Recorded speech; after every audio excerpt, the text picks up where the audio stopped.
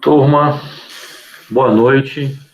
Hoje, dia 12 de abril de 2021, vamos dar início, então, à nossa aula de Ética e Legislação Profissional.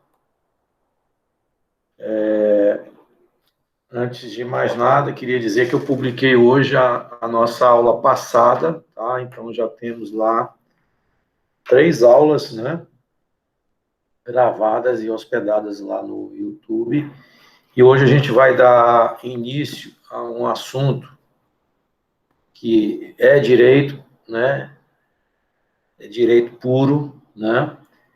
A gente não tem a pretensão que vocês sejam experts em direito, né? Mas que vocês vão lidar com isso toda hora, né? Vou dar um exemplo prático para vocês. Hoje, pela manhã, eu passei a manhã todinha numa licitação, tá? Uma licitação de arquitetura, né, e projetos complementares, onde mesmo você não gostando, você precisa, né, conhecer a lei de licitações e contratos, você precisa entender de direito administrativo, né?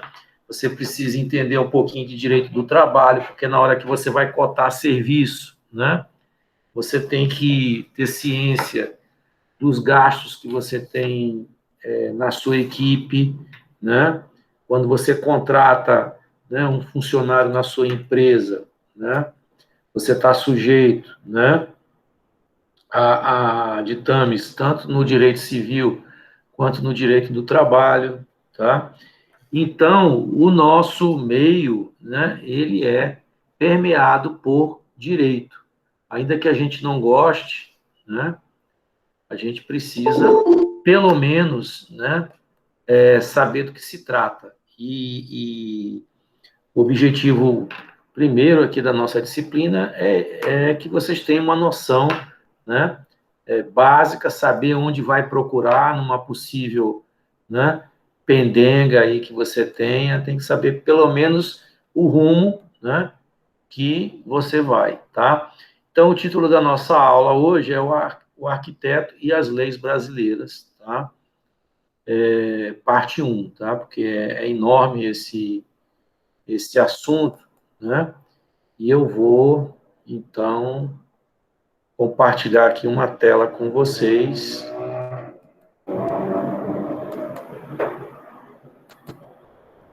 Depois eu vou mandar esses PowerPoints, tá?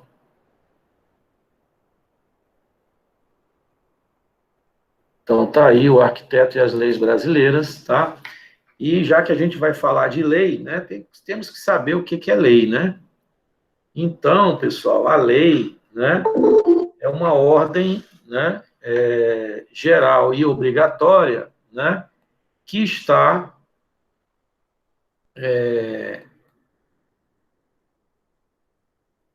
que está, né,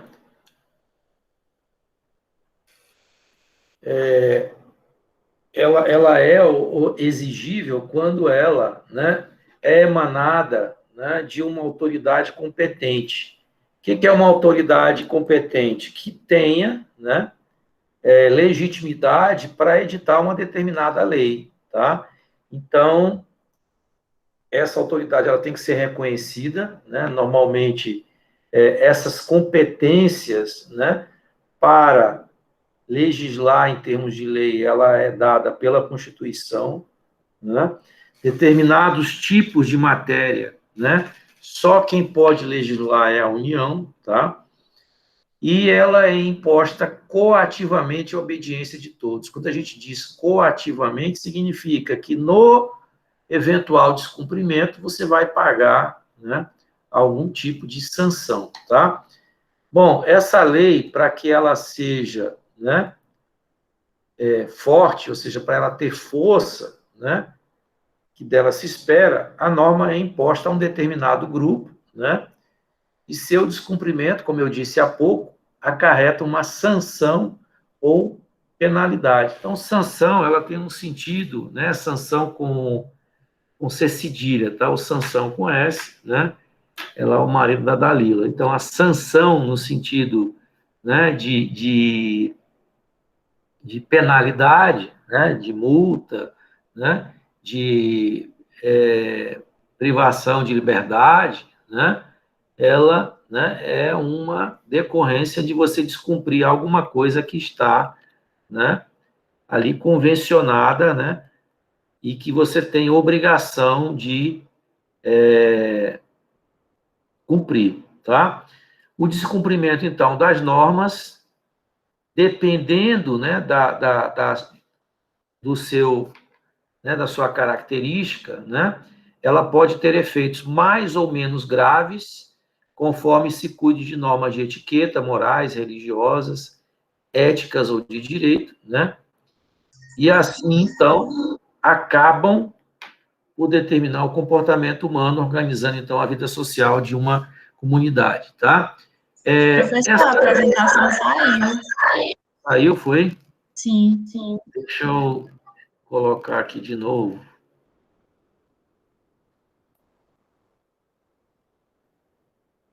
Agora deve estar, né? Eu acho que quando eu botei para apresentar, ele saiu. Veja se ele... Continua aí? Continua? Voltou. Pronto. Então, essas leis a que a gente se refere, né, quando está mais relativas à etiqueta, morais, religiosas ou ética, seria aí mais do tipo de um código de ética, tá? E eu já comentava com vocês, né, não só com relação ao código de ética, né, mas como seria viver num mundo em que a gente não tivesse lei. Ia ser uma verdadeira zona, um tremendo caos, né? Então, o cara tem uma... Ali é como era no tempo da pedra, né? O cara gostava da mulher do outro, ia lá, pegava uma clava daquela, né? E como se fossem dois animais, eles matavam o outro, pegava, assim era com alimento, com a mulher, então ia ser um caos, né?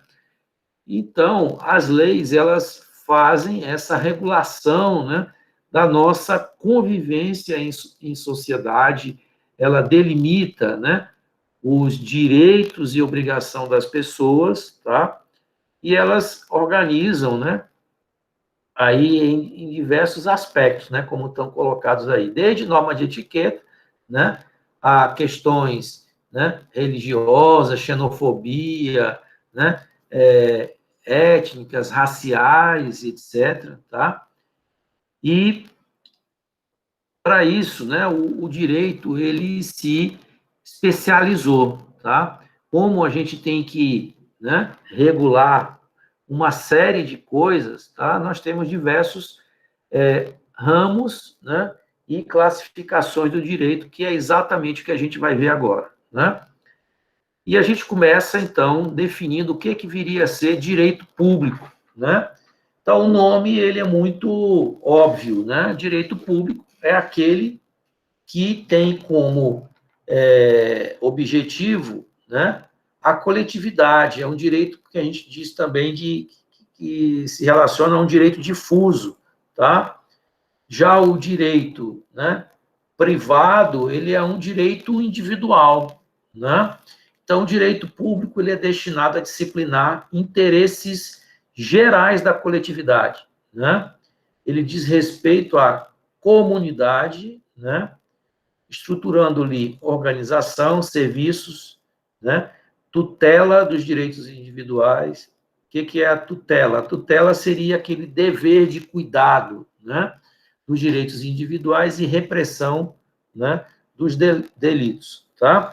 E a gente vê agora um outro, não seria um antônimo, tá? Seria, vamos dizer assim, uma outra, né, espécie, né? É o direito privado, né? Então, esse aqui é o que vai regular a relação entre os homens, né? Tendo em conta aqui, ó, o interesse particular dos indivíduos ou a ordem privada. Então, quando vocês forem firmar, por exemplo, um contrato de honorários, né? O direito que é evocado nessa relação, né? É um direito contratual, né? E é um direito que estabelece o quê? Um convencionamento entre partes, entre pessoas, né? Então, não adianta a gente entrar numa relação unilateral, onde só um estabelece, né, direitos para si, mas não tem obrigação nenhuma, tá? Então, quando você estabelece uma relação com o cliente, né, você vai entregar um produto a ele, né, sob certas condições, ou seja, em determinado prazo, né, com determinadas especificações, e aquela prestação vai corresponder o quê? Um pagamento, né? Então, na medida em que você não entrega, né, o seu projeto do jeito que está especificado no contrato ou naquele prazo que está, né, estabelecido no contrato, você pode sofrer, inclusive, algum tipo de sanção, que pode ser uma multa, né? Eu comentava para vocês em aulas passadas, né, que eu já tive contrato com um banco, né, de prestação de serviço de arquitetura e engenharia para banco, que ele me cobrava 0,2% ao dia, né,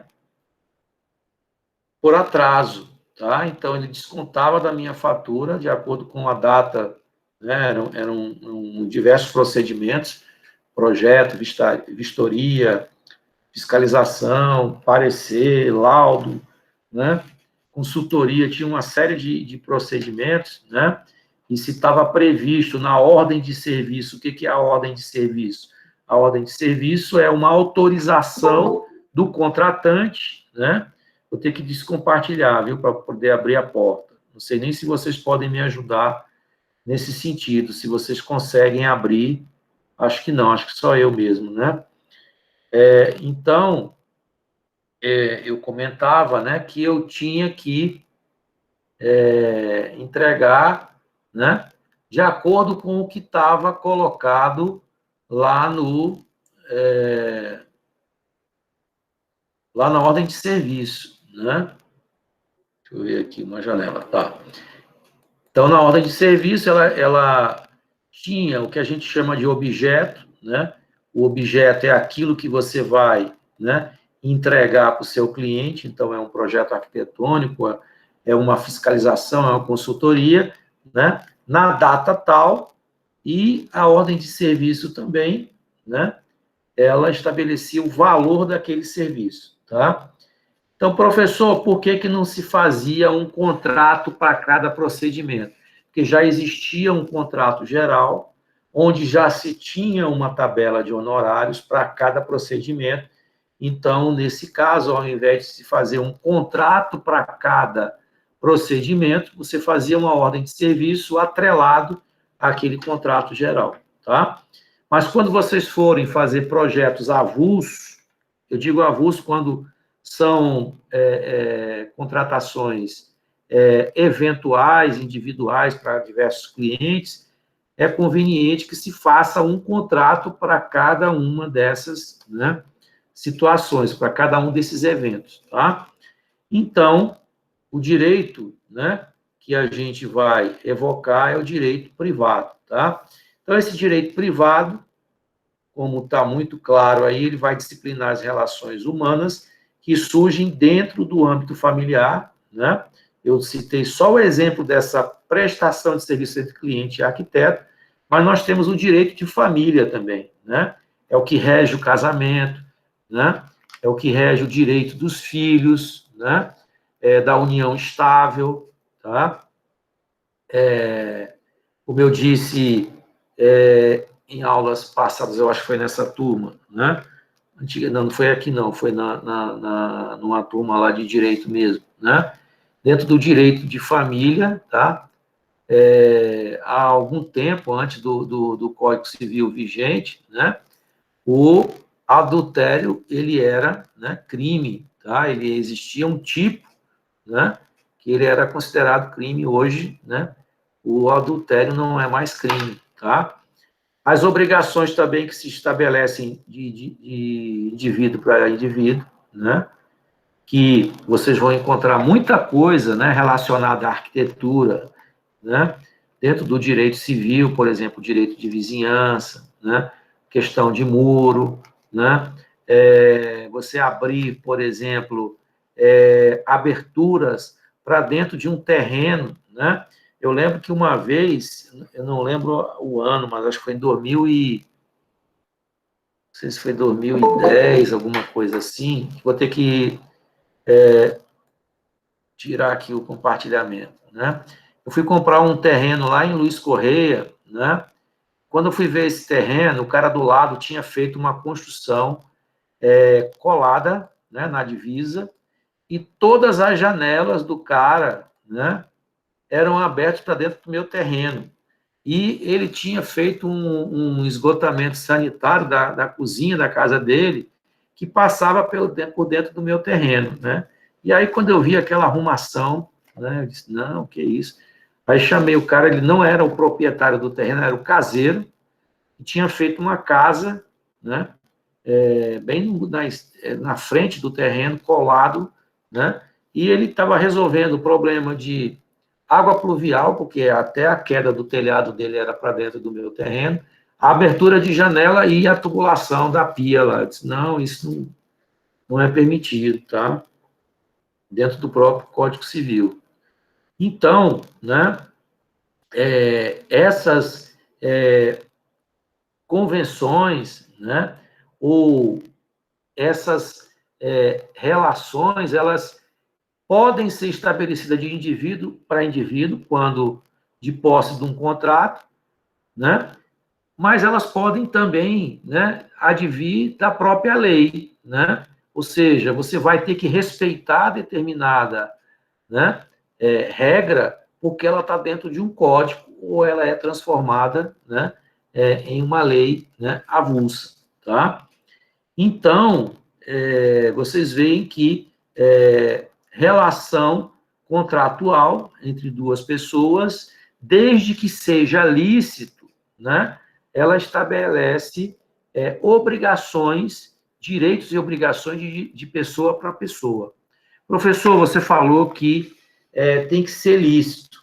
Dá um exemplo, né, de uma coisa que o cara pode fazer um contrato e não é lícito, né? Agiotagem, por exemplo. Agiotagem não é, né, uma coisa lícita, tá? Mas vocês sabem que existe direto, né? O cara vai, né, faz um, um contrato, alguma coisa, tem esses caras normalmente eles pegam às vezes um bem, um carro, né, e coloca ali como garantia, né? Teve um negócio agora em Floriano aí que o cara deu um calote, né, de quase 70 milhões lá, um monte de empresário, né, prometendo lá uns ganhos absurdos de 15% ao mês, né? Era um esquema de uma pirâmide financeira, né? E aí o cara acostumado a ter aplicações que ele ganha 0,5%, 1% ao mês, o cara oferece 15%. Eu sei que ele enganou um monte de gente e sumiu, né? Você olha o Instagram do cara, né? Tem lá Ferrari, né? Só carrão, o cara com jet, o cara com quadriciclo, não sei o que. Eu sei que enganou todo mundo, né?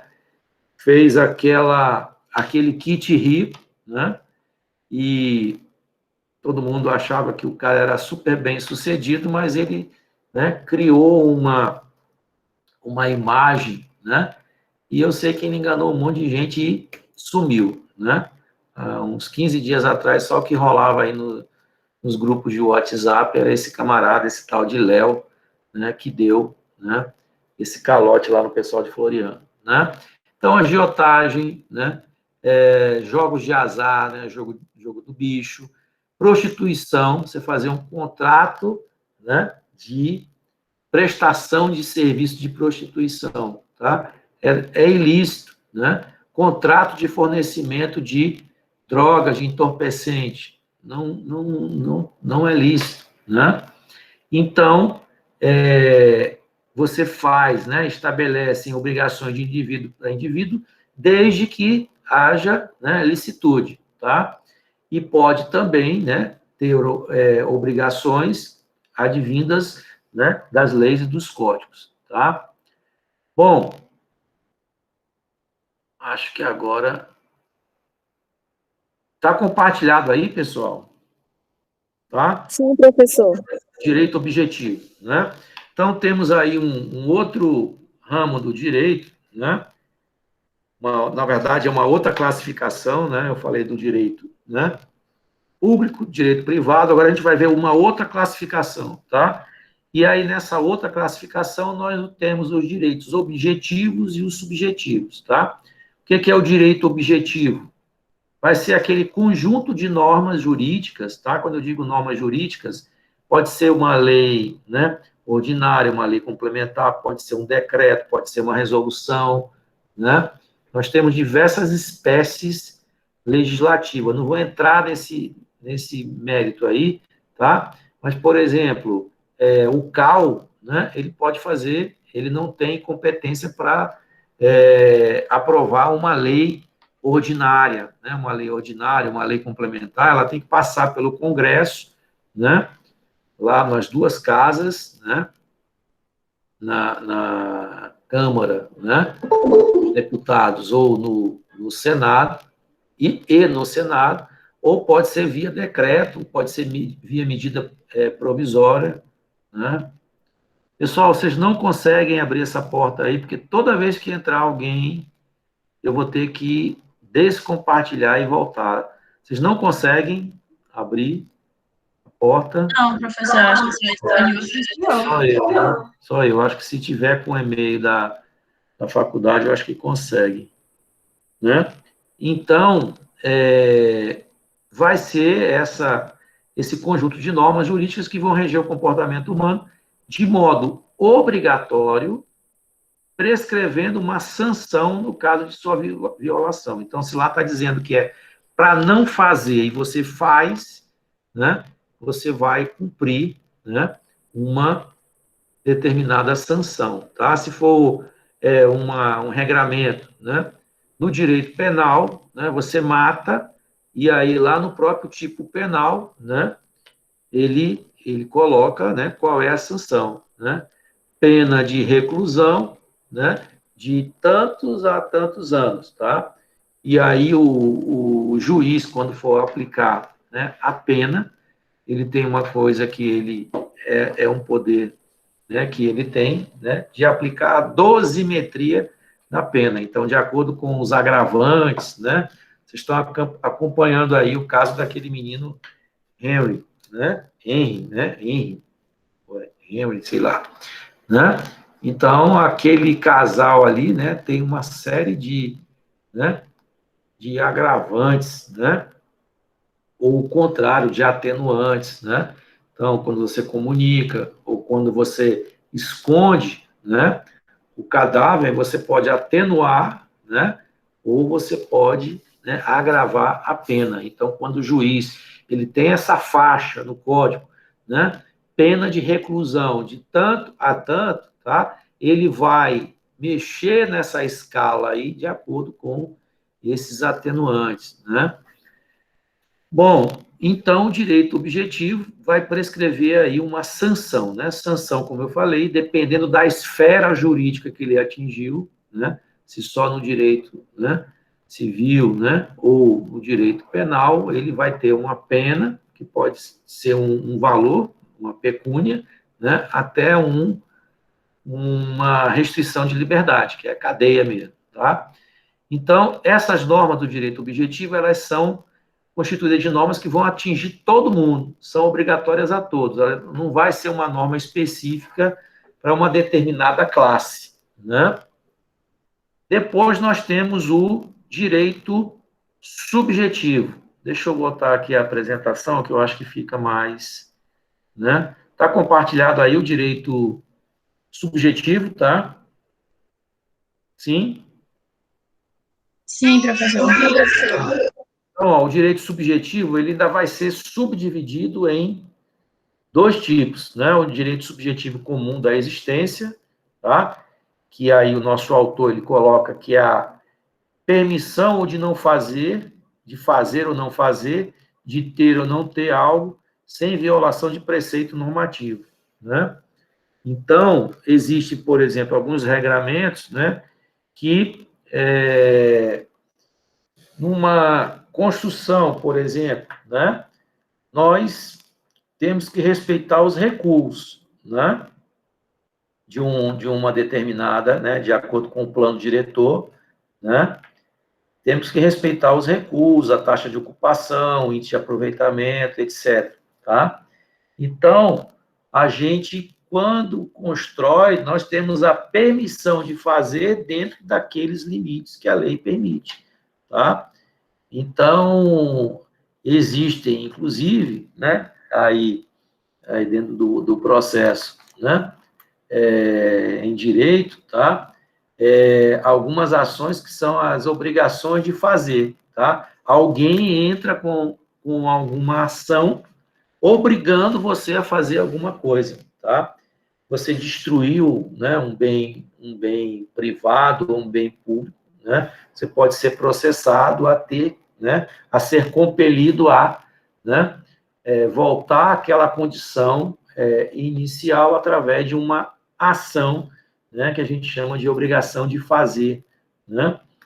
Temos também o direito subjetivo de defender direitos, né, que é a autorização de assegurar o uso do direito subjetivo, né, de maneira que você faça com que o lesado, ou seja, aquela vítima, né, aquela pessoa que sofreu, né, lá o prejuízo ou a lesão, né, pelaquela norma que foi transgredida, ele está autorizado por ela, né, a resistir contra a ilegalidade, né, ou seja, fazer cessar, né, o ato ilícito, né.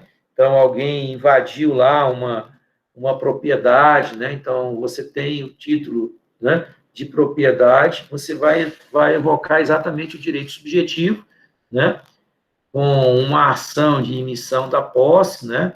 Vocês já devem ter ouvido falar, né? Quando os caras invadem a sua propriedade, que às vezes não é improdutiva, é uma atividade produtiva, né?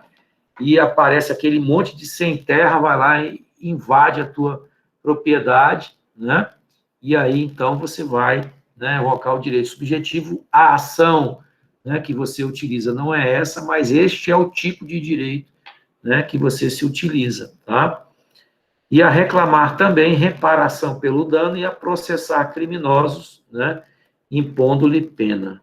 Vou ter que interromper o compartilhamento, porque ele trava. Esse PowerPoint é terrível, né? Não posso demorar muito tempo no mesmo slide que ele, né, trava.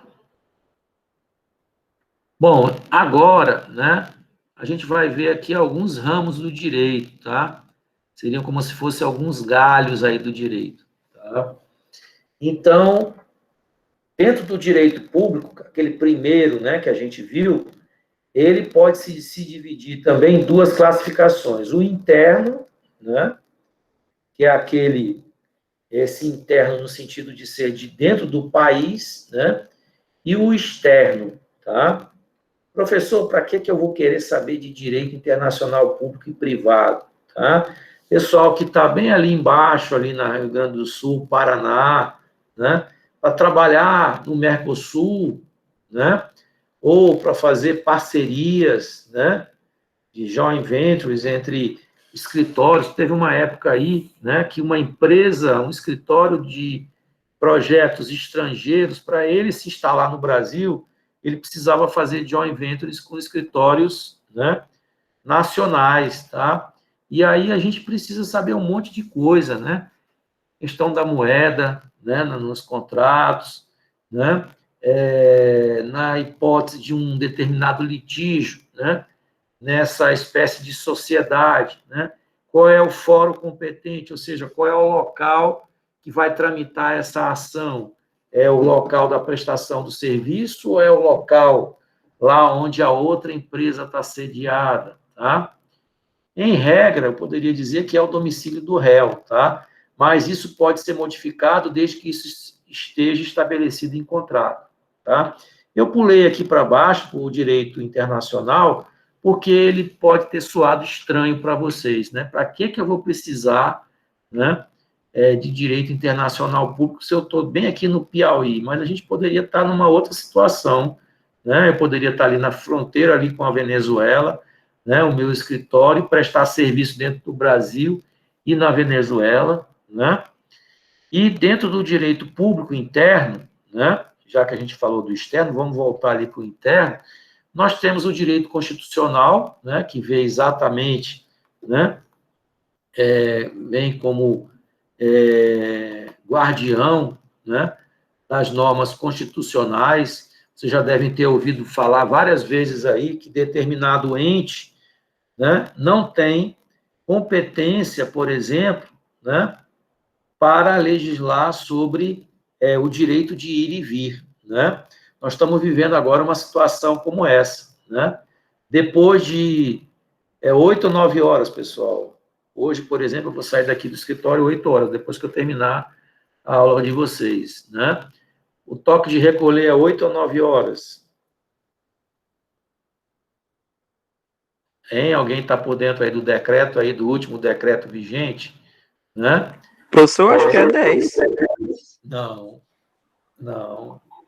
Pessoal que trabalha aí nos estabelecimentos, né, de alimentação, né, ele comprovado lá que ele é entregador, que ele é não sei o que, ele tem lá mais 1 hora além do toque de recolher, comprovando, né, mas esse horário limite aí, ele está mais reduzido, né, ou é 8 ou é 9 horas da noite, né. Então, né, há inclusive controvérsias com relação, né, à competência do governo estadual de legislar sobre o direito de ir e vir das pessoas, ou seja, o governo do estado, né, para alguns, inclusive isso enseja algumas ações, ele não pode criar uma norma, né, proibindo a circulação das pessoas. Por quê? Porque isso aí é uma competência da União, né? Existem, por exemplo, alguns estabelecimentos hoteleiros, que algumas praias, que não é o caso daqui, mas, por exemplo, em Pernambuco, na Bahia, que os caras, né, chegam, fazem um resort e eles querem cercar ali aquela praia, né, só para uso dos hóspedes deles. Eles não podem fazer isso. Por quê? Porque a área de marinha, né, é de propriedade da União. Então, eles podem até ter um determinado empreendimento na beira da praia, tá? Mas eles não podem colocar uma cerca, porque todos têm o direito de ir e vir, tá? Ninguém pode ser restrito a acesso, né? Existem alguns locais, não sei se vocês conhecem, né, nessas cidades aí, inclusive na minha cidade, lá em Niterói, tem um bairro, né, Camboinhas, né, que ele é na beira da praia, e os caras, quando lançaram lá o condomínio, né, cercaram, botaram catraca não, cancela, né, proibindo as pessoas. Depois o Ministério Público foi lá, entrou com uma ação, né, acho que é ADC, ação direta de ADI, ação direta de inconstitucionalidade. Eu não sei exatamente qual é o tipo de ação, precisamente, tá? Mas, né, a Constituição, ela resguarda para a gente um monte de direitos, né? E só quem tem, né, competência para legislar sobre determinadas matérias, e isso está elencado no texto constitucional, é a União, né? O direito administrativo, né? Eu citava para vocês que hoje pela manhã, né, eu estava numa licitação, né, porque empresa privada não precisa fazer licitação, ela pode contratar quem ela quiser, inclusive com o preço mais alto. Fica ao bel prazer dela. Não, eu não vou contratar com fulano que é mais barato, vou contratar com Beltrano, né, porque eu conheço o trabalho dele, que ele é um cara competente. É mais caro? Mas eu quero, o dinheiro é meu, tá? Isso não pode acontecer, né, com o ente público. Ele é obrigado, ele está sujeito, né, à Lei 866, que é a Lei de Licitações e Contratos, e que ela rege, né, a modalidade de contratação até 150 e quase 160 mil, se não me engano, né? É a carta convite, né? Aí no patamar seguinte você tem, né, a tomada de preço, a concorrência, você tem o concurso, né, você tem diversas modalidades. O professor tem tudo isso, tem. Projeto de arquitetura pode ser contratado, né, de uma série de maneiras, tá? Pregão, né, presencial, pregão eletrônico, né? Temos aí, né, uma série de formas, e por isso vocês têm que conhecer um pouquinho de direito administrativo, né? Para fazer os recursos, ainda que você não seja advogado, mas tem muita coisa que a gente precisa se comunicar com o gestor, né, daquela licitação, e às vezes é a gente mesmo, tá? O direito tributário, né, vocês têm que saber, tá? Então, por exemplo, uma empresa de arquitetura, aqui em Teresina, sendo pessoa jurídica, tá? Empresa de arquitetura sendo pessoa jurídica, né? Você vai pagar, quando você tira uma nota fiscal, 5 tipos de impostos, né? ISS, PIS, COFINS, contribuição social e IRPJ. A minha empresa, por exemplo, né, que a gente fez a escolha, né, junto à Receita Federal do lucro presumido, tá? Nós pagamos 16,33% de impostos, tá? Se você for fazer o mesmo serviço pela pessoa física, você vai pagar um absurdo de imposto de renda, tá? Porque dependendo do valor, você vai cair na alíquota, né? Só do imposto de renda de 27,5%, tá? Então, o imposto de renda, ele tem diversos níveis. Então, o serviço, né, de R$ 1 até 1.000 e alguma coisa, ele é isento. De 1.000 e pouco, né, a tanto, ele vai pagar, né, eu agora estou, assim, não estou por dentro, mas ele varia, né, mais ou menos aí de 15% até 27,5%, tá? O ISS, tá, ele varia de 3% a 5%, dependendo do município, né, dependendo do município e do tipo de serviço, né, alguns, consultoria, por exemplo, o imposto é mais alto, projeto é 3%, aqui em Teresina, né? Então, vocês têm que entender esse negócio, né? Qual é o momento, né, do fato gerador. Quando passou a nota fiscal, tá? No mês seguinte, até o dia 10, você tem que recolher os impostos. Então, é um perigo, às vezes, a gente passar uma nota fiscal, né, entrega para o cliente não paga, o fisco, né, que é o órgão arrecadador, ele não quer nem saber se você não passou a nota, tá? Hoje, todos esses órgãos têm fiscalização eletrônica. Então, quando você tira uma nota fiscal, acabou aquele negócio do bloco que a gente tinha antigamente, né? Que você tinha um monte de folhinha de carbono. Não, você faz o preenchimento da nota fiscal no site da prefeitura, tá? No momento que aquela nota fiscal ela é gerada, ela automaticamente ela já é informada, né? Para, né, a fiscalização da prefeitura, né? Você precisa fazer a escrituração contábil todo mês, tá? O meu contador, ele tem um certificado digital, né? Com assinatura, né, do sócio administrador da empresa, né? E ele fica lá e ele informa, ainda que a gente não tenha movimento, ou seja, não passei nota fiscal nenhuma, ele tem que informar os órgãos de fiscalização que não houve movimento, tá? Por isso é que contador precisa todo mês receber os seus honorários. Por quê? Porque ele tem uma coisa chamada SPED contábil, né, que ele informa para a prefeitura, para o FGTS, né, para o INSS, né, para a Receita, tá? Todas essas, né, todos esse faturamento. Por exemplo, para o INSS, ele informa, né, se você tem empregado, quanto é que o teu funcionário ganhou, quanto é que foi recolhido, né, em termos de FGTS, quanto é que foi, né, recolhido em termos de previdência, né, tem uma série de encargos sociais. Então, você gostando ou não, você tem que entender de direito tributário, né? Por quê? Porque senão você vai perder dinheiro. Se você não souber, né, qual é o teu custo, né, em termos de tributos, né, você vai dar um preço que pode ser, né, que não pague, né, o teu, né, os teus custos, tá? Então a gente precisa saber, né, quanto eu pago de imposto, né, qual é o valor da minha hora técnica, né?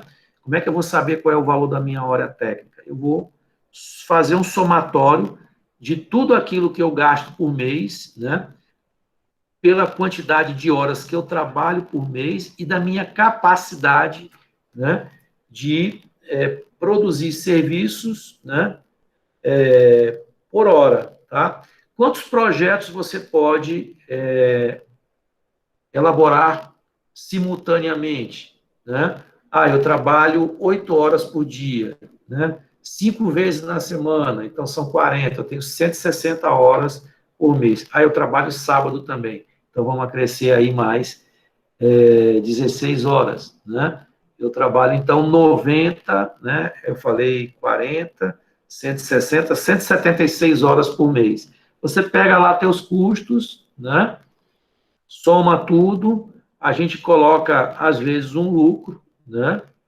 Ali que varia de 25% até 35%, que é o que a gente chama de BDI, né? Dividiu, somou, e aí você tem chance, né, de ter uma maior precisão de quanto custa seu serviço. Porque você pegar um projeto, cobrar pela cara do cliente, né? Às vezes você acha que está ganhando dinheiro e não está ganhando dinheiro. Por quê? Porque o projeto passa mais tempo, né, do que deveria, né?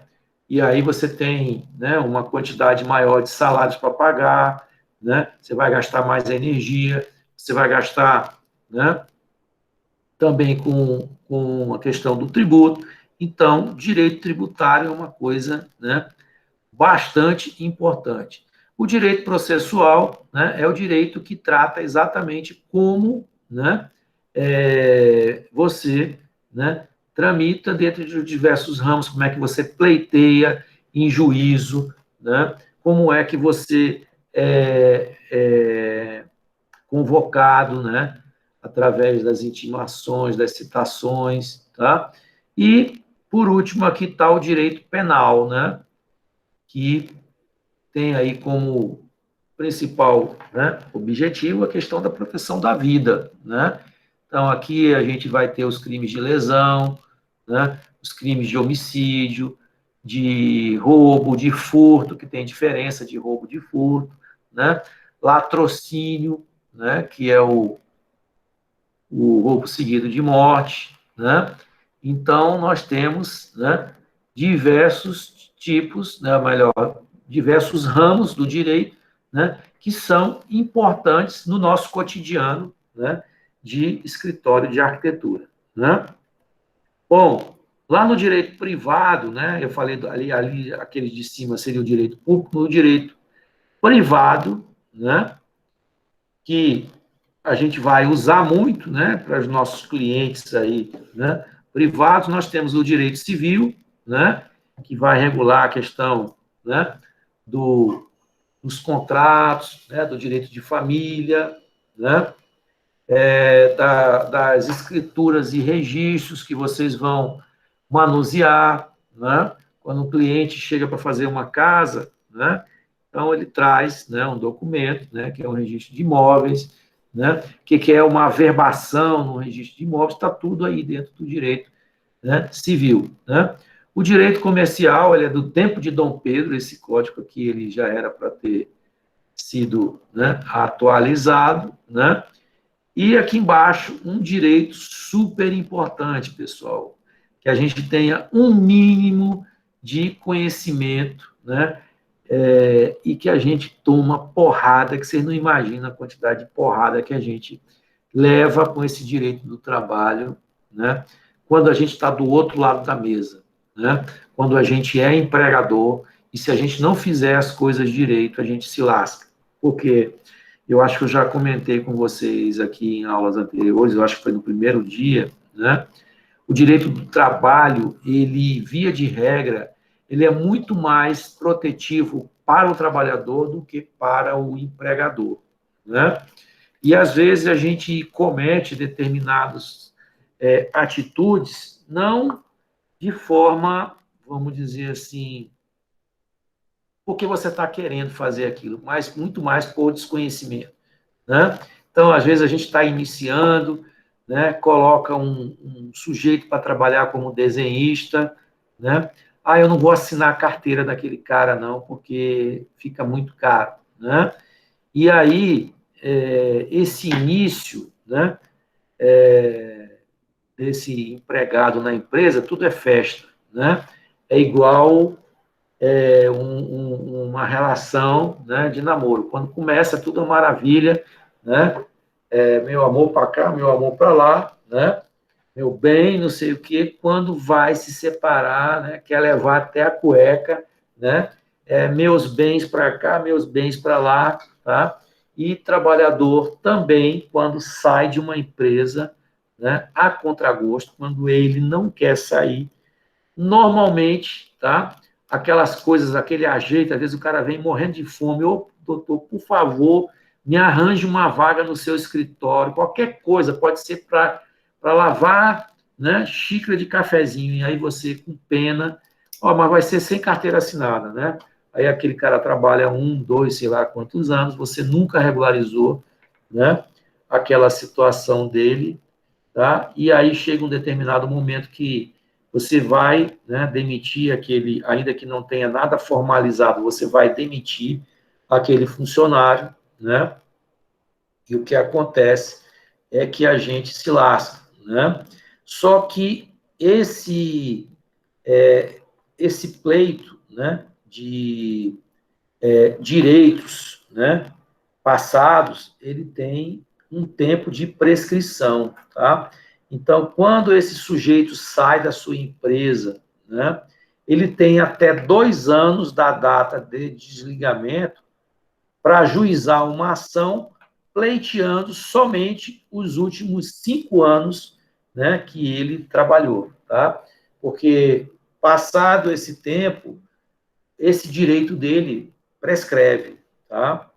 Mas, mesmo assim, a gente, às vezes, comete, né, erro na questão dos encargos sociais, né, do pagamento correto da hora extra, né? Você pegou um projeto e tem um prazo lá que você tem, né, que cumprir, porque senão você vai pagar a multa para aquele cliente. E aí você convoca lá teus desenhistas, os arquitetos que trabalham com você, aí você fica virando lá sábado, né, domingo, ou então durante a semana, mais do que 8 horas por dia, tá? E essas horas extras, elas têm que ser calculadas de forma diferenciada, tá? Então, a hora extra, dentro do período normal de trabalho, ela tem que ser acrescida de 50% do valor que ela seria paga, né, no horário, dentro do horário normal da jornada de trabalho, tá? Então, a nona e a 10ª hora, ela tem que ser paga em um valor de 50% a maior, tá? E aquelas horas que seriam prestadas em dias que são dedicados ao descanso semanal remunerado, ou seja, o sábado, domingo, feriado, ela é de 100%. Só que ninguém faz isso, né? Só que na hora que o cara sai da tua empresa, ele lembra de tudinho, né? E ele pode ter uma comprovação lá das fichas de ponto dele, né? Então, a gente precisa ficar atento a uma série de problemas, né? Você, por exemplo, deixar vencer férias, né? 2 períodos de férias, tá? Então, você tem que pagar dobrado. Então, tem uma série de coisas que a gente pode cometer alguns vacilos, e se a gente não conhecer um pouquinho de direito do trabalho, né, a gente se lasca. E essas coisas aqui, normalmente, a gente aprende levando, né, lapada, tá? Lapada como essa, multa, né, ação na justiça, tá? E em 90% das ocorrências, sempre quem tem razão é o trabalhador, né? Porque os advogados que militam na área trabalhista, eles normalmente eles sabem aquilo que é errado e eles vão pedir, né, aquilo que eles têm certeza, né, que eles vão obter êxito, tá? E a lei trabalhista, ela mudou em dezembro de 2019, tá? Então, hoje, né, acabou aqueles pedidos absurdos que se faziam antigamente, né? A empregada doméstica saía da sua casa e dizia que queria, né, 1 milhão de dano moral, né? Então, eram umas ações, né, abusivas, esdrúxulas. Então, hoje, quando o cara pede um valor desse exorbitante e ele perde, ele paga o honorário de sucumbência para outra parte. Ou seja, você está acusando seu ex-patrão, né, de dano moral, e aí pede lá um valor absurdo. Se você perder, você vai pagar um percentual desse chamado honorário de sucumbência, ou seja, o honorário que você vai pagar para, né, a outra parte, tá? Num percentual fixado pelo juiz. Normalmente, quando o cara vai processar o outro, né, já é fixado lá um valor a título de honorário de sucumbência. Então, são uma série de besteirinhas, né, que ainda que você não seja advogado, tá, mas você tem que saber pelo menos por onde você está se metendo, né, e a gente conhecer esses ramos do direito, né, é importante. Eu não vou enganar ninguém, né? A gente sabe que vocês não vai ser todo mundo que vai ter, né, que vai conseguir um emprego formal, né? Diferentemente de outras profissões, por exemplo, o direito, por exemplo, você sai da faculdade, você tem 1.000 concursos, né, para você fazer, você pode trabalhar no escritório de um outro advogado, você pode dar aula, né, você tem aí uma gama enorme, né, de possibilidade de atuação, tá? O arquiteto, né, ele não tem tantos postos de trabalho, né, aí formais. Então, a maioria de vocês vai ser empreendedor. Quando eu digo empreendedor, é que vocês vão ter o seu escritório próprio, sozinho ou com outros colegas, né, de profissão, ou vão, né, explorar determinado nicho do mercado, você vai se juntar, né, com engenheiro civil, lá com engenheiro de produção, vão botar uma construtora e vão explorar determinado ramo, né? Vocês vão empreender, tá? E quando a gente é empreendedor, a gente tem que ter essa noção básica, né, de legislação, tá? Então, é importante, né, que a gente tenha, né, essa noção, né, do direito público, do direito privado, os tipos, né, de ramo, tá? E que, né, como está colocado aqui, eu não sei se está compartilhado a tela aí, acredito que sim, né? Está uma observação, não está, pessoal? Não. Na tela? Tá não? Ah, não. Tá? Peraí, então. Peraí. Engraçado, eu achava que estava compartilhado.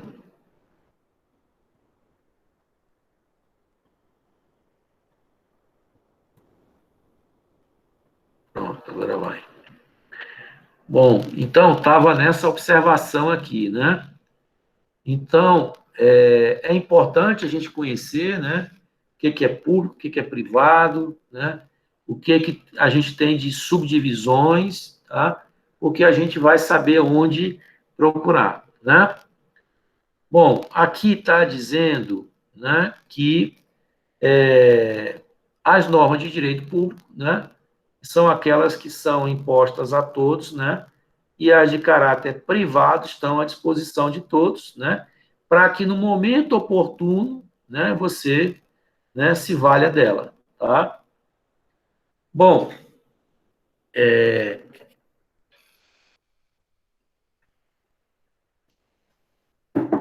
aí em arquitetura, né, como está dito aqui, né, eu já dei vários exemplos aí, onde é que a gente vai, né, ter essa, né, convivência mais próxima com o direito. Já vai começar, pessoal, quando vocês forem escolher qual é o tipo, né, de empresa, né, quando for o momento de vocês abrirem a empresa, né, qual é o tipo de empresa que vocês vão abrir. Vocês vão ver que dentro do direito comercial tem uma infinidade de empresas, né, tem a firma individual, tem a tal da Eireli, né, que é uma firma individual, né, com uma cara de pessoa jurídica, ou seja, você vai ter lá um CNPJ, né, e você vai ter responsabilidade, você vai ter a sociedade empresária, né, você pode abrir uma cooperativa, né, você vai se juntar aí com um grupo de profissionais, por exemplo, assemelhados, né,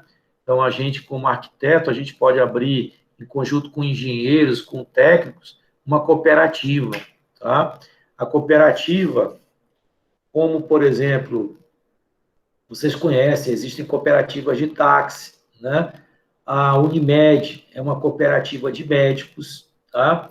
Só que existem alguns editais de licitação que eles excluem a possibilidade de participação de cooperativas, porque na cooperativa você não tem uma responsabilidade, né, clara dos seus associados, tá? E isso aí é importante para o ente público, na possibilidade dele não realizar aquela contraprestação de serviço, ele ser responsabilizado. E na cooperativa, todo mundo tem uma cota à parte, mas ninguém é responsável. Então, por isso, pelo fato de não ter essa responsabilização, normalmente os editais eles fazem a exclusão. Não poderão participar desta licitação os profissionais, né, associados na forma de aí, ONG, né, cooperativa, e aí ele coloca lá aquele rol, né, sociedade comandita simples, sociedade anônima, então se coloca lá uma série de exclusões, tá? Então vocês vão se deparar com esse dilema, né? E aí, qual é, professor, o tipo de empresa que eu vou abrir, tá? Tudo depende, pessoal, da época que vocês vão abrir. Eu não recomendo que ninguém abra uma pessoa jurídica antes de conhecer o perfil da clientela de vocês.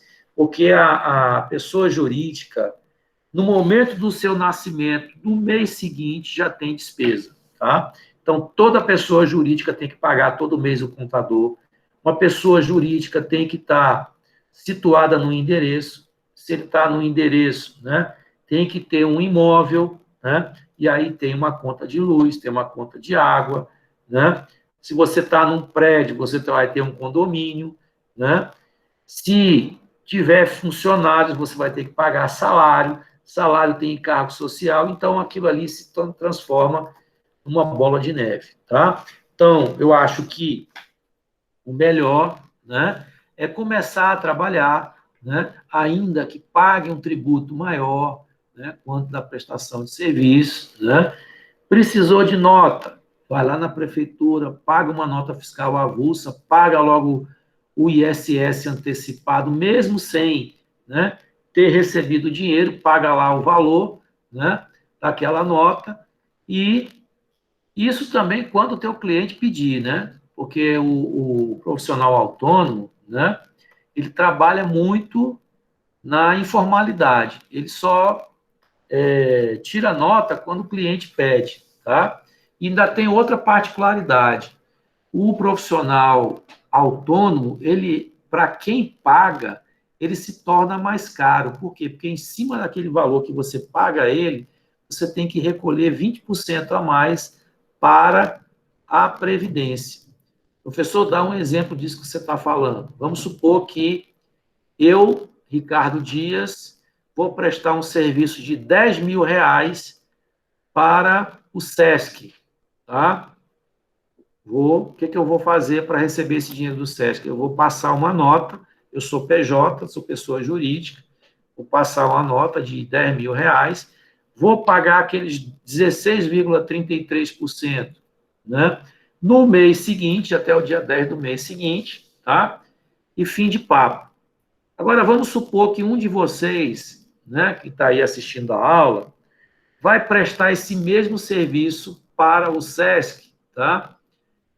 De R$ 10.000, só que vocês são autônomos. O que acontece? O SESC, quando vai pagar o autônomo, ele tem que recolher 20% a mais, ou seja, ao invés de você custar para o SESC somente 10 mil, você vai custar R$ 12.000. Ele vai pegar, vai emitir uma guia, né, de 20% em cima desse pagamento que ele está realizando ao autônomo e vai descontar de você, daquele pagamento que ele vai lhe fazer, 11%. Então, o prestador de serviço, você abate 11% e o pagador paga 20%, total 31%.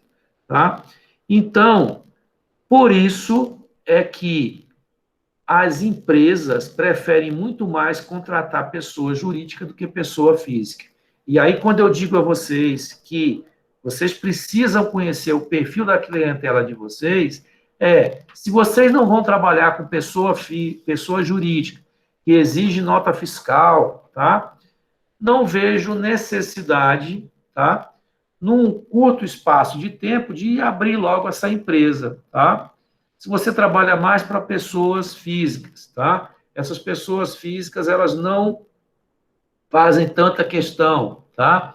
Se é uma outra pessoa física, ela pode receber um recibo teu e ela vai te avisar que vai declarar lá na declaração do imposto de renda, você declara também que recebeu, e quando você for fazer a entrega da sua declaração, você faz lá o ajuste, se tem imposto a pagar ou não.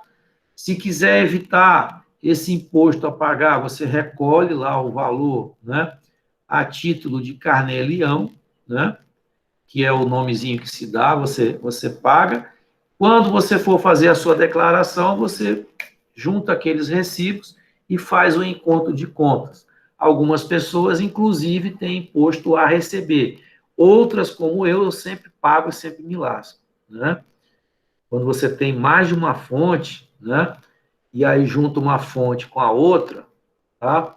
O que acontece? Você sobe de patamar de recebimentos e, às vezes, você recolheu num patamar mais baixo, no que junta, você cai lá na alíquota de cima, né? E aí você tem que pagar a diferença, tá? Então, a pessoa jurídica, ela tem muito mais vantagem, ela paga um imposto menor, né? Porém, né, ela tem despesa, né, todo mês, tá? A pessoa física que trabalha como autônomo, ela vai ter despesa quando ela emitir uma nota. Não pagou nota, né? Não emitiu nota, ela não vai ter que prestar conta. Qual é a desvantagem dessa modalidade de autônomo? É que você pode precisar de comprovações, né, na sua vida cotidiana. Exemplo, professor, disso que você está perguntando aí, que você está falando aí. Você quer comprar um apartamento, né? E aí, como é que você vai comprovar, né, que tem renda, né, suficiente para comprar um apartamento? Você vai comprar um carro, né? Aí você vai ter que se utilizar da tua declaração de renda, que normalmente você fica escapando, pagando imposto mínimo. Então, é uma faca de dois gumes. Você paga menos imposto, em compensação, você vai ter menos crédito, né? Então, você vai contribuir menos para a Previdência, ou seja, você vai recolher menos imposto. Então, depois de um longo período pagando imposto baixo, o que vai acontecer? Você vai se aposentar, se bem que a aposentadoria hoje, né, pessoal, com essas novas regras da aposentadoria aí, o cara trabalha, né, 45 anos aí no mínimo, né? Vocês ainda vão ter tempo pra caramba para pensar nisso, né? Mas é uma faca de dois gumes, né? A gente paga pouco, em compensação, na hora de comprovar alguma coisa, né, você fica aí meio, né, desguarnecido, tá? aquisição de crédito em banco, né? Você quer comprar um carro, você quer comprar um imóvel, né? Por quê? Porque você não tem como comprovar, tá? Então, o ideal é ficar ali no meio termo, tá?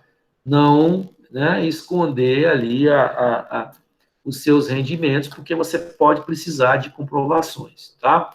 Então, em arquitetura, né, o arquiteto deverá, por exemplo, obedecer a normas públicas, federais, estaduais, municipais, né? E aí tem alguns exemplos: Estatuto das Cidades, né? Planos diretores, né? Que o nosso PEDOT entrou em vigor novo, né? Entrou em vigor em outubro do ano passado. Códigos ambientais de segurança, né? NBR 9077, escadas e saídas de emergência, né? Saúde pública.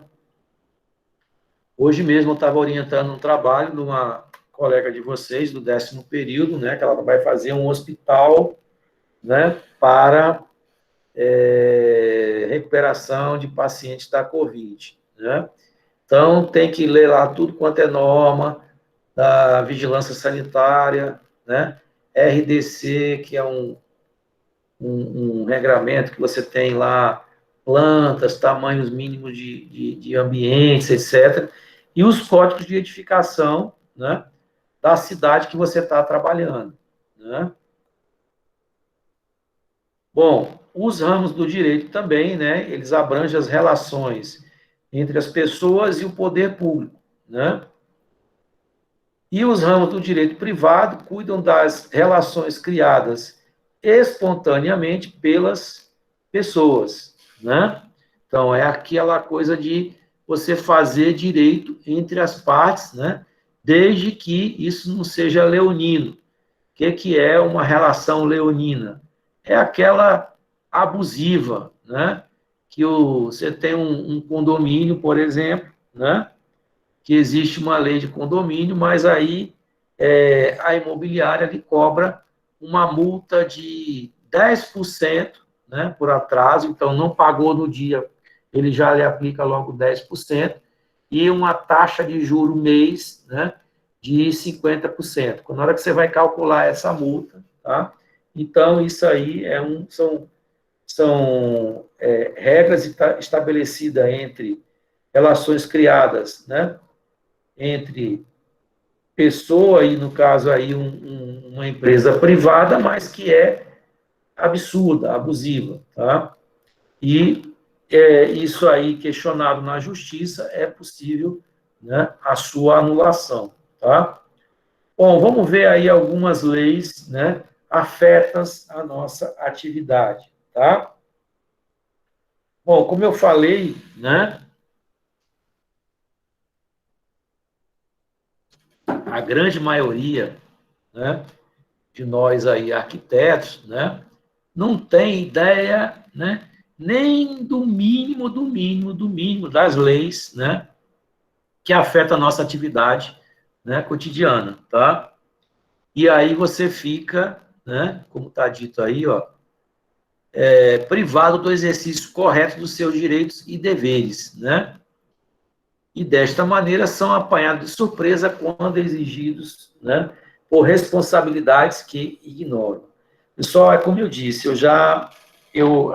algumas coisas, né, que eu comento com vocês foram coisas que eu aprendi na minha própria experiência de escritório, sabe, convivendo ali no dia a dia, né? Exemplo, né? Eu tinha um contador muito irresponsável, tá? Inclusive, é um conselho que eu dou a vocês: quando vocês forem escolher o contador da empresa de vocês, procure obter informações, né, sobre a idoneidade daquele profissional, se ele entrega as coisas nos prazos, né? E eu tinha um contador que era muito irresponsável, né? E ele passou a contabilidade, ele tinha muitas empresas, ele passou a contabilidade do meu escritório para o genro dele, né? Que era um volume menor, uma coisa, e ele ficou com as empresas maiores, né? O titular do escritório de contabilidade, né? Esse genro dele, né, teve um problema lá no relacionamento com a filha do contador, né? e o cara entrou em parafuso, depressão, sei lá o quê, tá?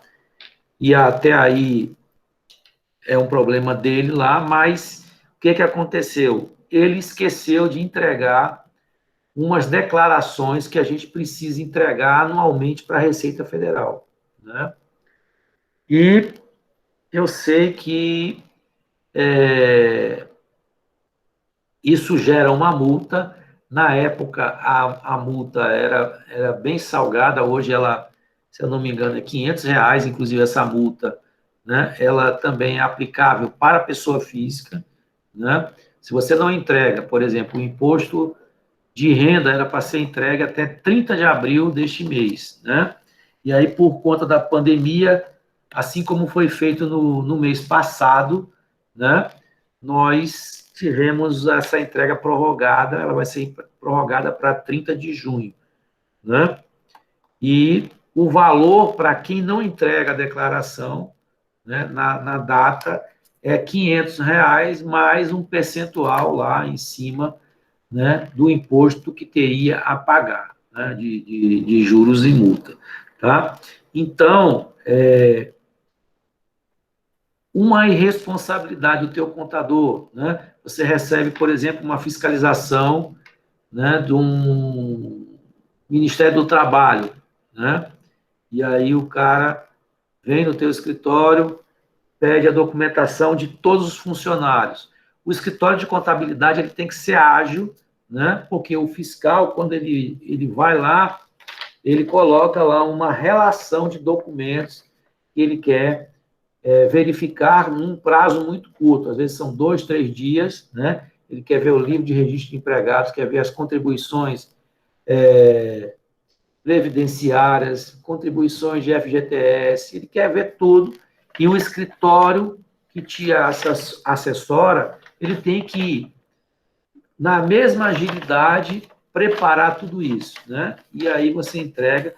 Então, não vá pelo mais barato, não, vá pelo escritório de contabilidade que te atende. Por exemplo, para essa licitação que eu fui hoje, né? Eu botei o meu escritório de contabilidade doido, atrás de certidão, né? Que às vezes, quando a gente não está precisando, a gente deixa para lá, né? E aí é um piqueiro de certidões, pessoal, que a gente precisa, né? Certidão da Receita, né? E da Previdência, que hoje é uma certidão só, né? Certidão de tributos municipais e dívida ativa do município, certidão, né, de tributos estaduais e certidão da dívida ativa, né, do Estado, certidão, né, de débitos trabalhistas, né, junto ao Tribunal Regional do Trabalho. Se você tem uma ação de um funcionário teu, vai aparecer lá, né? Que mais que eles pedem?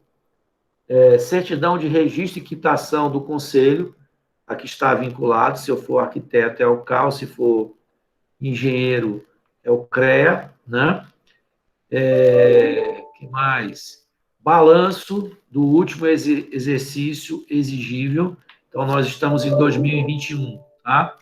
A data para entrega de balanço, né, do exercício de 2020 é até 30 de junho do ano subsequente, tá?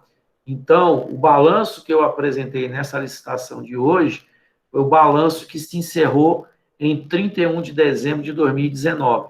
Por quê? Porque o balanço de 2020 ainda não foi feito, tá? O contador ainda não entregou. Então, é um monte de coisa, tá?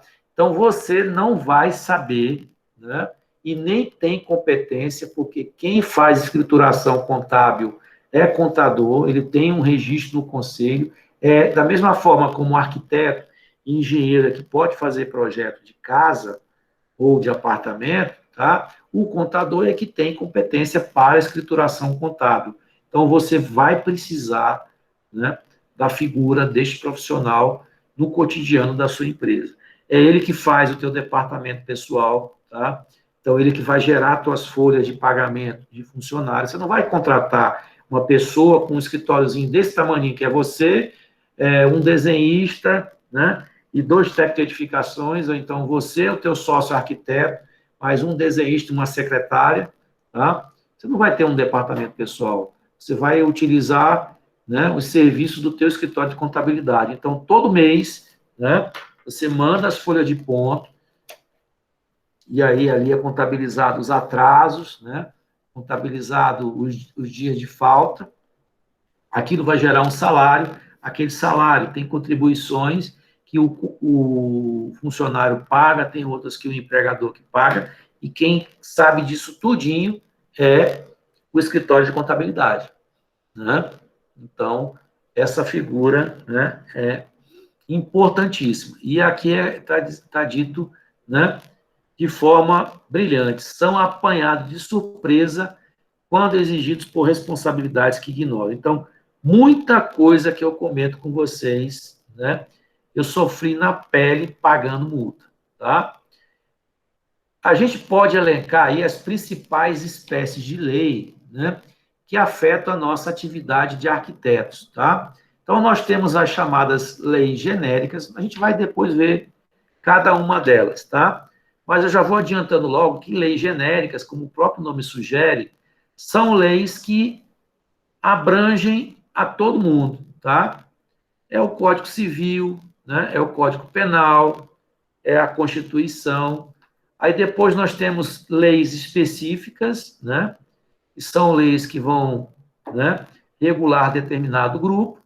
E nós temos a legislação, né, e normas técnicas, né, que são as normas, tá?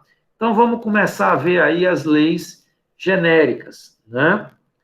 Então, dentre as leis genéricas, e a mais importante de todas, pessoal, por quê? Porque a Constituição brasileira, né, ela é, né, a lei mais importante, é ela que está acima de todas as leis. Nenhuma lei infraconstitucional, ou seja, que está debaixo da Constituição, pode ir de encontro ao seu texto. Por isso que, às vezes, a gente vê algumas autoridades ou alguns operadores do direito falando esta lei ela é inconstitucional. O que é uma lei inconstitucional? Que ela vai de encontro, né, ao direito, né, das pessoas que está contemplado lá na Constituição. Tá? Eu lembro de um tempo atrás, né, de uma lei, né, que o governo do Estado colocou, mais ou menos parecida com esse decreto que está agora, né, que era o Boa Noite, tinha um nomezinho assim, né? Eu lembro que o Robert Rios, ele era o secretário de segurança, né? E a OAB, né, entrou com processo contra essa lei, né? E ela foi declarada inconstitucional exatamente porque ela cerceava, né, o direito de ir e vir das pessoas, tá? Não podia fazer, né? Só que agora a gente está numa situação especial, né? Nós estamos no período de pandemia, né, onde foi decretado, né, um estado de calamidade pública, né, e isso aí, de certa forma, abre uma porta, né, para que uma série de normas elas possam ser transgredidas, né, da mesma forma como foi feito lá no direito do trabalho, né, vocês devem lembrar, não sei se alguém passou por isso, né, de poder suspender o contrato das pessoas, né, e o governo pagar parte, né, desses valores, né.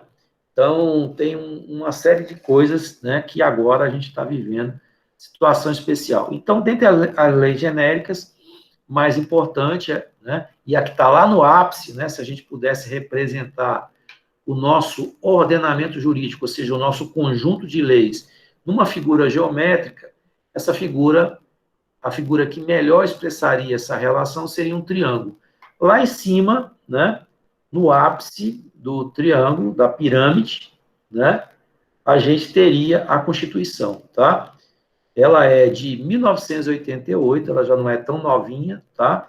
E a gente exemplifica aí, ó, em seu artigo 7º, inciso 5, né, a previsão da existência de um piso salarial proporcional à complexidade do trabalho, né? E fortalece a aplicação da Lei 4.950-A de 66, que é o salário mínimo profissional, né, a todos os arquitetos. Depois nós vamos falar especificamente sobre salário mínimo profissional, tá? Mas isso aí é um exemplo, né, da aplicação da Constituição, né, onde a gente vai ter aí algo que nos interessa, né, de forma bem direta, tá?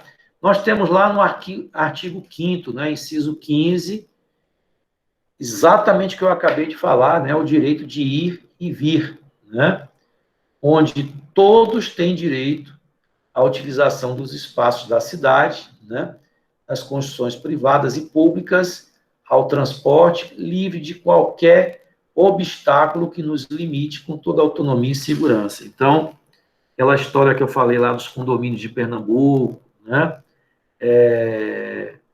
lá de Niterói, tem um hotel, né, lá no Rio, o hotel famoso, né, o Hotel Sheraton, que fica entre São Conrado e Barra, né, e ele está assim incrustado numa rocha, né, na saída da Avenida Niemeyer, né, e ele, antigamente, ele cercava a praia, hoje ele não faz mais isso, ele tem o apoio lá embaixo, né, o hotel assim, está no alto, né, ele tem um apoio lá embaixo, tem segurança e tudo, porque é uma região meio perigosa, meio sinistra, né, tem uma série de favelas, né, próximas. Inclusive, quando eu fui estagiário, né, eu visitei uma dessas favelas, que era a Chácara do Céu, né, que era uma favela linda, né, um barraco assim com um visual, né, espetacular. Ela fica exatamente próximo ao Hotel Sheraton,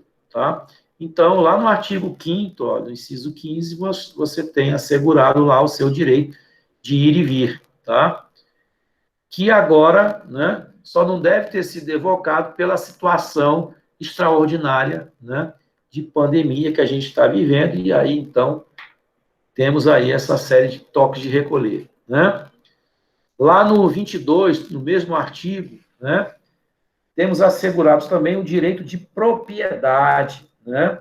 No inciso 23, que a propriedade atenda a sua função social. Não sei se o professor, algum professor lá de urbanismo, né, comentou com vocês quando uma propriedade atende a sua função social, tá? Existem diferenças entre o atendimento da função social em propriedade urbana da propriedade rural, tá? Uma propriedade em área urbana, ela atende a sua função social quando ela respeita, né, os regramentos do plano diretor, né? Já uma propriedade que seja em área rural, ela atende a sua função social quando ela promove equidade entre gêneros no acesso à terra, quando a terra é produtiva, né? Quando ela cultiva, né? Cultivo lícito, né? Porque o cara pode ter uma propriedade, né, produtiva, mas plantando maconha, por exemplo, né? Isso não é, né, uma atividade produtiva, tá? E temos uma série de outros artigos, né, que afetam a sociedade de uma forma geral, tá? E dessa forma, por isso, né, é que ela é considerada uma lei genérica, né? Porque ela afeta todo mundo, tá? Temos o Código Civil Brasileiro, né? Que, ó, é de 2002, então, ano que vem, ele vai completar aí 30 anos, né? É isso? 20, não, 40 anos, né? 2000 e... Não, pessoal, 20 anos, né? 2022, está sabendo fazer conta, Ricardo? Né? Então, 2022 vai completar 20 anos, né? Então, ele é relativamente novo, tá? alterou uma série de, né, de artigos, né, e nós citamos aí o 943, né, que trata da responsabilidade civil, né, e o direito de reparação, né, comentamos sobre responsabilidade civil objetiva e subjetiva, não sei se alguém ainda lembra, né, daquele meu papo com vocês, se não lembrarem, pega lá a primeira aula, né, que a gente fala sobre isso aí, né, e também temos o 389, né, peraí, 389, que trata, né, do cumprimento da obrigação e responsabilidade por perdas e danos, né. Todas elas são coisas super possíveis de acontecer, né, no nosso desempenho da nossa atividade, né. Temos o 186 e o 927 caput, né, que tratam da responsabilidade civil subjetiva, né, que é aquela, né, que é fundada na teoria da culpa, ou seja, nós, enquanto profissionais liberais, né, nós só vamos ser imputados com relação à responsabilidade, né, se nós dermos ensejo à culpa, ou seja, eu ensejar algum tipo de atitude ou de omissão em que eu tenha culpa. Diferentemente, por exemplo, de um fornecedor, né, de um produto alimentício ou então uma montadora de automóveis, né, que respondem, né, pela responsabilidade objetiva, aquela que responde independente de culpa, tá? Bom, temos aí um outro código também bastante importante, né, que é o Código de Proteção e Defesa do Consumidor, que está relacionado, né, a essa responsabilidade, né, que a gente comentou há pouco, né, que é a Lei 8.078, ó, de 1990, né, que temos uma série de artigos importantes, né, que toda loja que vocês vão, né, tem uma cópiazinha lá do Código de Defesa do Consumidor, tá? A gente destacou aqui o artigo 2º, né, que estabelece que o consumidor, né, uma definição, né, de consumidor seria toda pessoa física ou jurídica que adquire ou utiliza produto ou serviço como destinatário final, tá? Então, pessoal, o nosso cliente de projeto de arquitetura, ele é considerado consumidor. Então, consumidor não é só quem compra um objeto, tá? Quem compra, né? Quem contrata o nosso serviço é considerado consumidor, tá? E destinatário final é aquele que compra bem ou contrata serviço para o seu próprio uso. Diferentemente, por exemplo, de uma loja terrace, né, que compra, né, um conjunto de móveis de jardim lá na fábrica da Tideli, que é uma fábrica de móveis de alumínio, né, com fibras sintéticas, tá, para botar na loja dele para revender, tá? Então, nesse caso aí, a terrace, ela não é destinatário final. Por quê? Porque a terrace não vai usar. Ela vai comprar da fábrica para revender para um dos nossos clientes, tá? Então, a terrace, né, perante, né, o Código de Defesa do Consumidor, ela não é considerada consumidor. Então, ela só é consumidora quando ela, né, é a destinatária final, tá? Ou ainda o 14, parágrafo 4º, tá? Esse símbolozinho aqui é de parágrafo, né? Que afirma que a responsabilidade dos profissionais liberais será apurada mediante a verificação da culpa, ou seja, a responsabilidade civil subjetiva, tá? Então, isso aqui para a gente, pessoal, é ótimo, né? Ótimo, ótimo, ótimo, tá? E, por último, aqui não, temos vários aí, né? Código de Direitos Autorais, ó, né? Não entramos muito a fundo, mas estamos citando aqui, ó, a Lei 9.610 de 98, tá? Onde a gente pode citar aí o artigo 7º, né? Estabelece que são obras intelectuais protegidas as criações do espírito, né? Expressas por qualquer meio ou fixadas em qualquer suporte, tangível ou intangível, conhecido ou que se invente no futuro. Então, é o caso de um projeto, é o caso de uma poesia, é o caso de uma música, né? É o caso de uma pintura, né? E por aí vai, né? Então, se vocês quiserem saber alguma coisa sobre direito autoral, tá? Basta digitar no Google, né? Ou pode botar 9.610/98. Lá no site do CAL também tem uma aba, né? De legislação. Aí, legislação, vocês vão encontrar federal, né? CAL, não sei o quê. Vocês vão encontrar muitas dessas coisas que a gente está comentando, tá? E aqui tem ainda, falando sobre direito autoral, tá? Dentre as possíveis obras listadas no artigo, pode-se elencar, né? Obras fotográficas, esqueci de falar de fotografia, né? Obras de desenho, pintura, gravura, escultura, né? Litografia, né?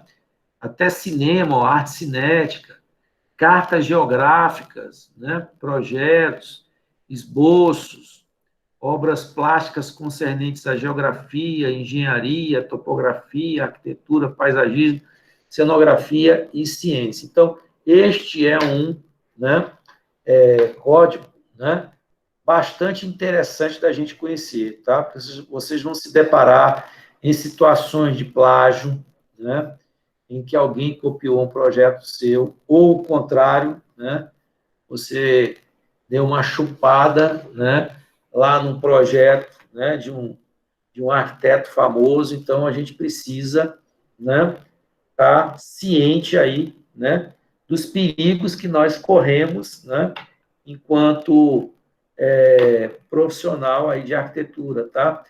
Ver o que é uma seção de direitos, né?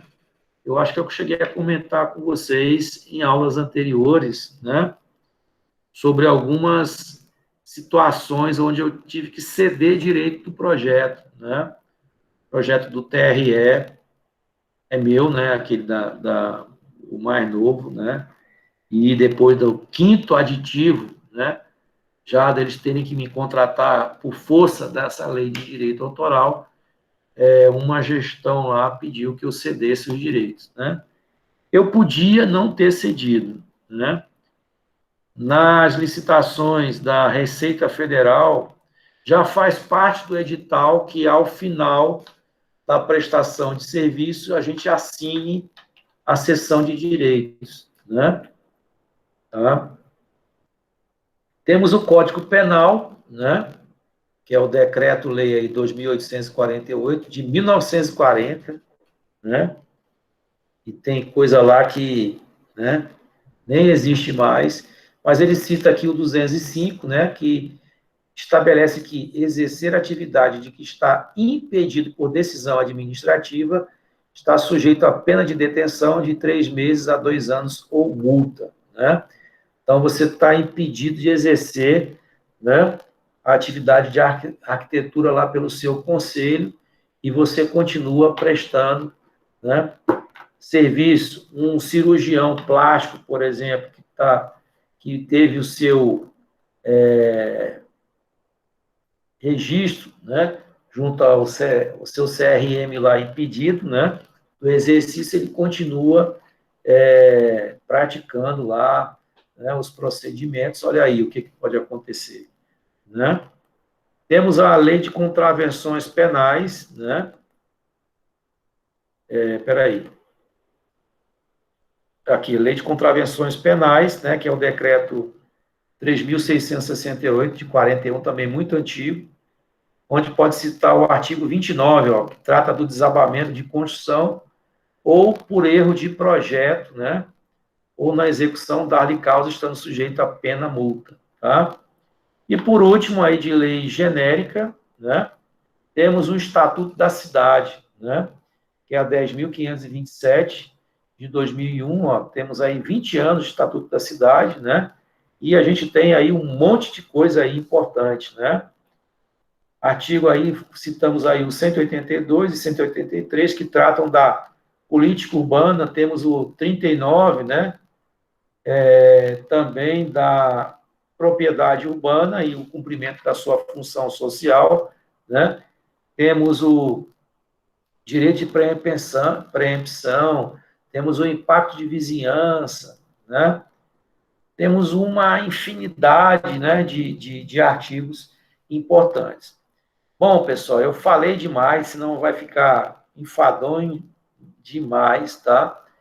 Na próxima aula, a gente vai continuar a partir de leis específicas, tá? E essa aqui tem um monte de coisa, né, para a gente ver, tá? Então, a gente continua na próxima aula aí a partir de leis específicas, tá? Para aqueles que entraram depois, nós já temos lá no CIGAR 3 links das 3 últimas aulas, né, que nós tivemos. Se por acaso vocês perderam alguma dessas aulas, basta voltar, tá? Eu não tenho publicado essas aulas logo em seguida, tá? Então, a da aula semana passada eu publiquei hoje, tá? Então, vocês vão ter aí tempo suficiente. Queria saber se vocês têm, né? Tem uma pergunta aqui, né? Aurora, Rafaela, e ainda tem muita gente que defende ele, aqui na minha cidade. Quem é que você está se referindo, Aurora? O Leonel, Floriano, né? E o Alan está perguntando aí, só se o senhor convidar todos antes. Quem é esse aí, o Alan? Você está se referindo a quem? A que, aliás? Era no caso dos alunos para entrarem na reunião, entendeu? Aí, se você fizer o convite antecipado para todos, aí eles entram sem precisar você estar autorizando, entendeu? Outros professores fazem assim. Como é esse convite? Eu mando o convite no grupo, não é isso? Ou eu mudo o convite? Porque Você teria que cadastrar todo mundo com os dados, e aí já farei a reunião já agendada, entendeu? Aí pronto, na data todo mundo entra e não tem esse negócio de estar aí apitando aí para você. Eu achava que era por conta do e-mail, que tinha que ser da instituição, né? Mas vocês não têm cadastro, vocês não têm e-mail com extensão UFP, né? Não, né? Os e-mails de vocês são de provedores. Tem, Aurora, com extensão UFP, é? E como é que cria esse e-mail? Ele dá um... Professor, pelo que eu me lembro, a gente tem que entrar lá no CIGAR, eu acho, lá nas informações. Aí cadastra. Você para entrar, você precisou da minha autorização ou você já entrou direto? Em outras disciplinas eu não preciso de autorização, mas na do senhor, sim. Pode ser como ela está cadastrada. Depois eu vou dar uma estudada aqui para ver se tem alguma configuração que eu possa resolver isso de uma outra forma, sem ter que ser cadastrando todo mundo, né? Apesar de vocês não serem muitos, né? Tá bom? Então, a gente vai ficando por aqui, tá? Na segunda-feira a gente se encontra. Então, até já.